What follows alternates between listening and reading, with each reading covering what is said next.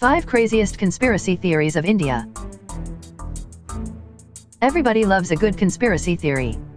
The world has far too many of them. Every assassination, genocide, war, or any similar turn of events in the history of mankind brings along a new theory to confuse the hell out of innocent content consumers. So, these are the 5 craziest conspiracy theories of India. Number 5, was Agni V's missile range a deliberate mislead by the government of India? This theory is short and simple. When India built the Agni 5 missile, there was widespread anticipation about the, well, let's call them specifications for a better understanding of the subject matter. However, in a shocking, disappointing move, no specifications were given. After a few days, the officials held a press conference and said that the missile had a range of 5,500 kilometers only. This was bizarre because the previous version, Agni 4, had a similar range, which barely made the new one look like an upgrade.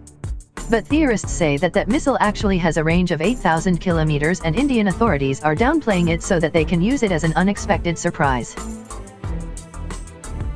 Number 4, did Gandhiji want Bhagat Singh dead? One of the biggest names in the Indian freedom struggle, Bhagat Singh is considered by many to be a martyr. His story has been read in history books in schools and recounted in hundreds of movies. However, certain conspiracy theorists believe that if Mahatma Gandhi wanted, he could have stopped Bhagat Singh's execution. The reason he didn't intervene is because he didn't approve of his violent methods, which were gaining popularity in the nation. Gandhiji wanted to lead the freedom struggle by means of satyagraha, and Bhagat Singh wasn't exactly poster boy material for it. A second theory suggests that Gandhiji was actually actively involved in his capture and execution because Bhagat Singh had become a threat as the leader of the independence movement. It is said that while Gandhiji appreciated Bhagat Singh's patriotism, he never approved of his methods.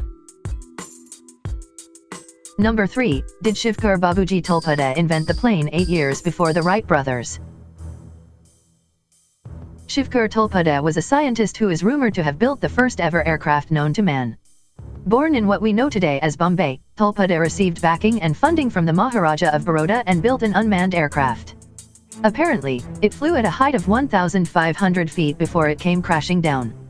Although there are no records, and this was never proven, the machine allegedly used 4 mercury-powered containers that acted as engines, propelling the craft with a powerful thunderbolt to heights.